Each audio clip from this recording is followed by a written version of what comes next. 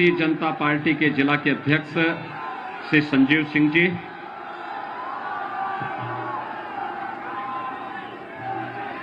लोकप्रिय विधायक और मिल्कीपुर से भारतीय जनता पार्टी के प्रत्याशी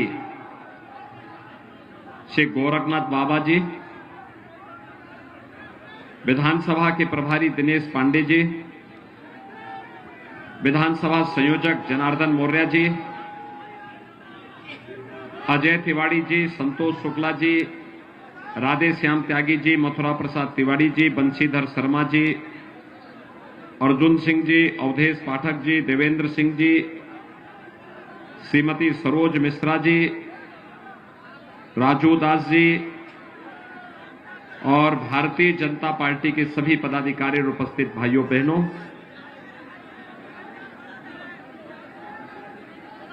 आज 5वें चरण के चुनाव प्रचार के लिए मैं आपके बीच में आया हूं और ये मेरा सौभाग्य है कि 5वें चरण का चुनाव प्रचार मैं अयोध्या जनपद से प्रारंभ कर रहा हूं। सबसे पहले देश और दुनिया के अंदर भगवान श्री राम की जन्मभूमि के लिए विख्यात सूर्य वंश की राजधानी अयोध्या को मैं कोटि कोटि नमन करता हूं। सरयू मैया को भी मिल्कीपुर से ही प्रणाम करता हूं। भाइयों बहनों, भारतीय जनता पार्टी ने 5 साल पहले जो कहा सो करके दिखाया। हमने जो कहा वो करके दिखाया ना। याद करिए, 5 साल पहले भी मैं आया था ना, तब भी मैंने कहा था ना कि रामलला हम आएंगे, मंदिर वहीं बनाएंगे। पूरा हुआ है ना। आज अयोध्या में भगवान राम के भव्य मंदिर के निर्माण का कार्य प्रारंभ हो गया कि नहीं हुआ है? क्या ये काम समाजवादी पार्टी करा सकती थी? क्या ये काम बहुजन समाजवादी पार्टी करा सकती थी? क्या ये काम कांग्रेस करा पाती थी? भाइयों बहनों, कांग्रेस ने अयोध्या में राम जन्मभूमि पर ताला लगा दिया था। समाजवादी पार्टी की सरकार के समय राम भक्तों पर गोलियां चली थी और सैकड़ों राम भक्त मारे गए थे।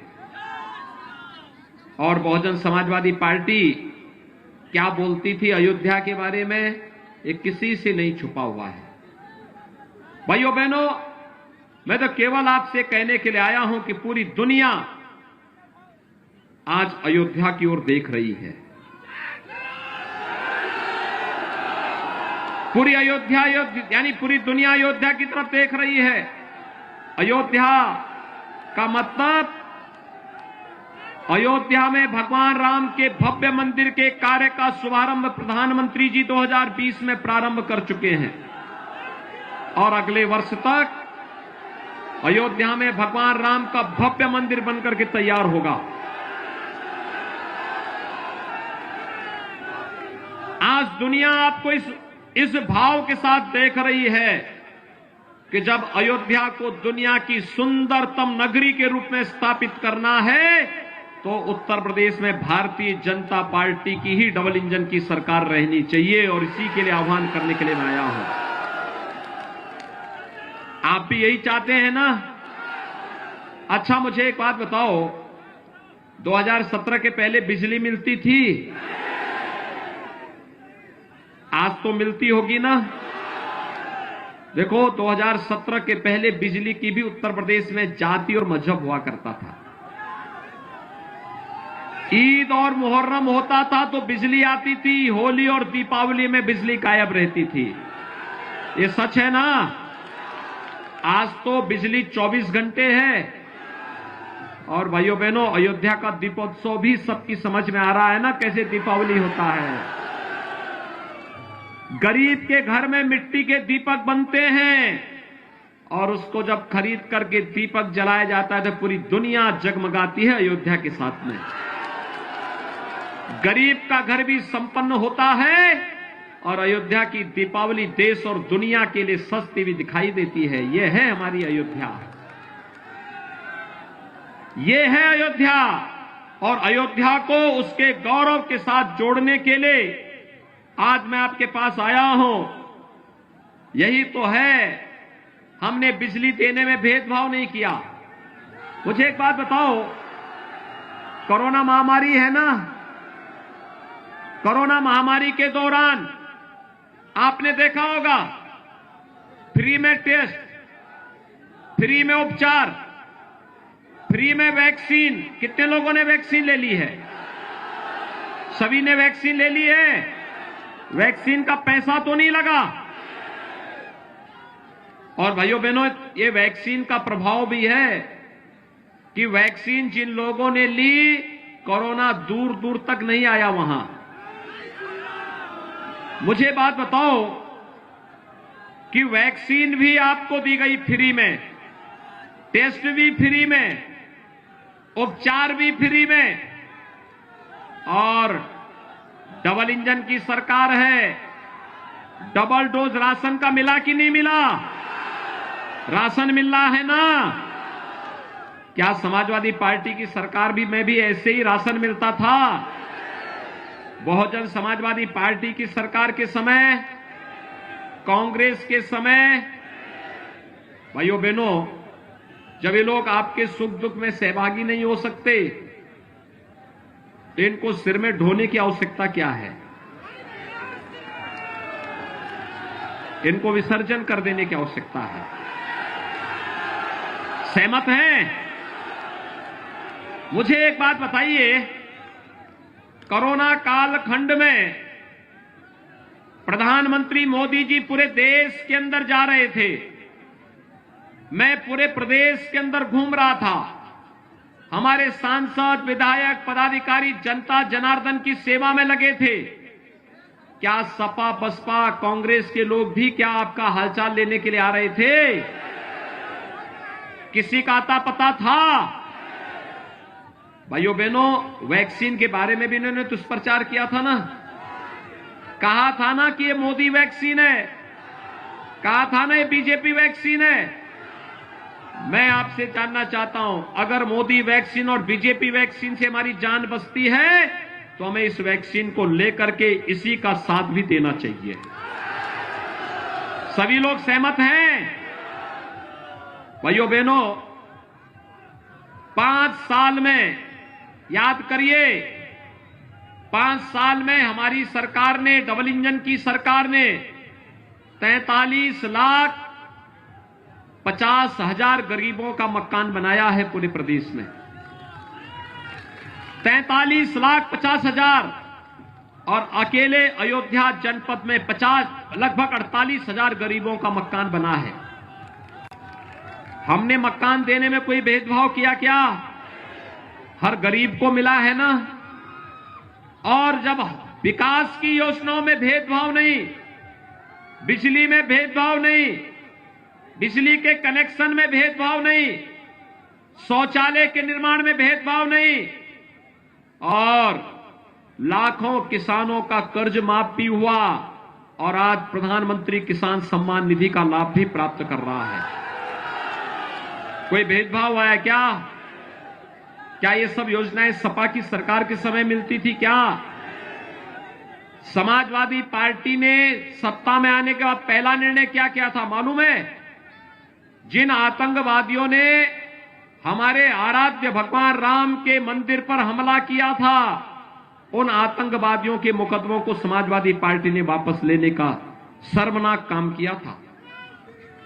सपा समाजवादी पार्टी का हाथ आतंकवादियों के साथ, उनकी संवेदना आतंकवादियों के प्रति है। उनकी संवेदना गांव के लिए नहीं, गरीब के लिए नहीं, किसानों के लिए नहीं, नौजवानों के लिए नहीं, महिलाओं के लिए नहीं है। आज आप देख रहे होंगे समाजवादी पार्टी ने एक कंप्लेंट की है चुनाव आयोग से, और कंप्लेंट क्या की है? उन्होंने कंप्लेंट की है कि सरकार युवाओं को टैबलेट और स्मार्टफोन जो दे रही है नहीं देना चाहिए। हमने तय किया है, अभी तो 1 करोड़ नौजवानों को टैबलेट और स्मार्टफोन दे रहे हैं। 10 मार्च के बाद आने दीजिए, सरकार 2 करोड़ नौजवानों को टैबलेट और स्मार्टफोन देंगे। 2 करोड़। और स्मार्टफोन और टैबलेट का खर्चा, यानी जो लोग उसका उपयोग करेंगे ऑनलाइन एजुकेशन के लिए, ऑनलाइन कंपटीशन के लिए, ऑनलाइन एग्जामिनेशन के लिए, उस खर्चे को ले उस प्रकार का खर्चा भी मां बाप के ऊपर नहीं आने देंगे। यह खर्चा भी सरकार उठाएगी। भाइयों बहनों, समाजवादी पार्टी को इसी पे आपत्ति है। वह नहीं चाहती है कि प्रदेश का विकास हो। हमारी सरकार के समय तो सब नर करहि परस्पर प्रीति, चलय स्वधर्म निरत श्रुत नीति। राम राज्य की स्थापना के लिए भारतीय जनता पार्टी की डबल इंजन की सरकार काम कर रही है। लेकिन भाइयों बहनों, समाजवादी पार्टी की सरकार जब थी तब उसकी संवेदना आतंकवादियों के प्रति थी। पेशेवर माफिया और अराजकता पैदा करने वाले तत्वों के प्रति थी। तब वह दंगाइयों का सहयोग कर रही थी। कौन सा ऐसा कस्बा, कौन सा ऐसा जिला था जिसमें दंगे नहीं होते थे? इस समाजवादी पार्टी की पहचान दंगों से थी, अपराधियों से थी, माफियाओं से थी, अराजक तत्वों से थी। और भारतीय जनता पार्टी की पहचान राम राज्य की स्थापना के लिए गरीब कल्याणकारी योजनाओं से है, विकास की बड़ी बड़ी परियोजनाओं से है। और भारतीय जनता पार्टी की पहचान अयोध्या में भगवान राम के भव्य मंदिर निर्माण को लेकर के है। एक हाथ में विकास की छड़ी और दूसरे हाथ में बुलडोजर का स्टीयरिंग, दोनों एक साथ चलते हैं। और इसी में समाजवादी पार्टी को परेशानी है, विपक्ष को तो इसी बात की परेशानी है। और इसलिए भाइयों बहनों, मैं आज आया हूं यहां पर बाबा गोरखनाथ के पक्ष में, समर्थन में आपसे अपील करने के लिए। देखिए, जब अयोध्या की 5 सीटें जीतेंगी तो भाइयों बहनों, ये 5 सीटें जीतेंगे तो उत्तर प्रदेश में 325 सीटों का समर्थन भारतीय जनता पार्टी को प्राप्त होगा। 325 सीट का मतलब एक मजबूत और दमदार सरकार होगी। दमदार सरकार। आप दमदार और मजबूत सरकार चाहते हैं ना, कि समाजवादी पार्टी की दुमदार और मजबूर सरकार? दुमदार और मजबूर नहीं, दमदार और मजबूत सरकार। ये कौन देगा? भारतीय जनता पार्टी। कौन देगा? आप सभी सहमत हैं? देखो, मैं अयोध्या की शुरुआत बाबा गोरखनाथ के चुनाव क्षेत्र से कर रहा हूं, क्योंकि बाबा गोरखनाथ की कृपा से ये पैदा हुए थे। और इसीलिए मैं यहीं से प्रचार भी कर रहा हूं। जिता करके भेजेंगे सभी लोग, लेकिन जीतने की पहली शर्त है, चुनाव के दिन 27 तारीख को चुनाव होना है ना। 27 तारीख को पहला काम क्या? मतदान। पहला काम सभी लोग करेंगे। इधर भी उधर भी, पीछे भी बहुत बड़ी संख्या में लोग हैं। सभी लोग मेरे साथ बोलेंगे। सभी लोग सहमत हैं? बाबा गोरखनाथ भारी वोटों से जीतेंगे। आज से घर घर जाकर के वोट मांगेंगे कमल निशान पर सभी लोग। तो मेरे साथ बोलेंगे, भारत माता की, भारत माता की, भारत माता की।